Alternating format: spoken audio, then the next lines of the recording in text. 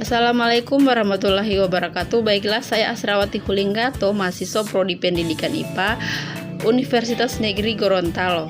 Baiklah, di sini saya akan menjelaskan tentang populasi dan komunitas. Yang pertama ada konsep populasi. Populasi berasal dari bahasa Latin yaitu populus, rakyat berarti penduduk. Jadi populasi adalah sekumpulan individu sejenis yang hidup pada suatu daerah dan waktu tertentu. Konsep yang harus dipahami dan tidak boleh dikelirukan adalah jumlah populasi dan ukuran populasi. Yang kedua adalah dinamika populasi. Dinamika populasi merupakan ilmu yang mempelajari pertumbuhan serta pengaturan populasi. Suatu tegangan terdapat di antara kecenderungan suatu populasi untuk tumbuh dan batas terhadap pertumbuhan tersebut yang ditentukan oleh lingkungan. Dinamika populasi membahas cara populasi spesies tertentu berkembang dan menyusut serta sebab-sebab peningkatan dan penurunan jumlah populasi tersebut. Yang berikut ada pola penyebaran populasi. Penyebaran populasi merupakan pergerakan individu ke dalam atau keluar dari populasi. Penyebaran populasi berperan penting dalam penyebaran secara geografi dari tumbuhan, hewan atau manusia ke suatu daerah di mana mereka belum menempatinya. Pola penyebaran populasi ada dua, yaitu penyebaran secara teratur dan penyebaran secara acak. Yang pertama, penyebaran secara teratur, yaitu dengan individu-individu yang kurang lebih berjarak sama satu dengan yang lain. Jarak jarang terdapat di alam. Yang kedua, penyebaran acak, juga sangat jarang terdapat di alam. Penyebaran semacam ini biasanya terjadi apabila faktor lingkungannya sangat seragam untuk seluruh daerah. Berikutnya ada struktur populasi. Struktur populasi merupakan susunan sekelompok organisme yang mempunyai spesies sama atau takson tertentu, serta hidup atau menempati kawasan tertentu pada waktu tertentu. Model struktur populasi dibagi menjadi tiga, yaitu struktur populasi stabil, struktur populasi konstan, dan struktur populasi tidak stabil. Struktur populasi stabil merupakan populasi yang memiliki jumlah individu tingkat yang lebih muda selalu banyak dibandingkan jumlah individu yang lebih tua. Yang kedua ada struktur populasi konstan, merupakan populasi yang memiliki jumlah individu tingkatan yang lebih muda sama banyak dibandingkan jumlah individu yang lebih. Yang ketiga ada struktur populasi tidak stabil, merupakan populasi yang memiliki jumlah individu tingkatan yang lebih muda selalu lebih sedikit dibandingkan jumlah individu yang lebih tua. Berikutnya ada faktor pembatas.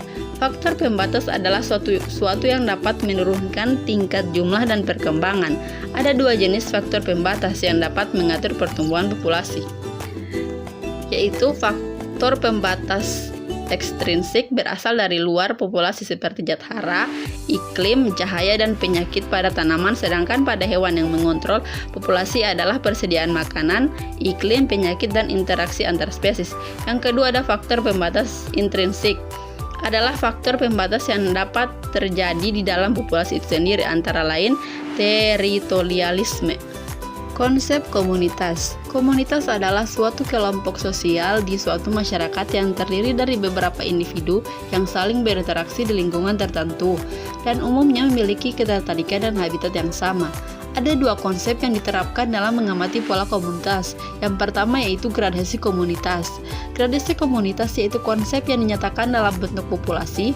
Yang kedua yaitu konsep gradasi lingkungan yang menyangkut jumlah faktor lingkungan yang berubah secara bersama-sama.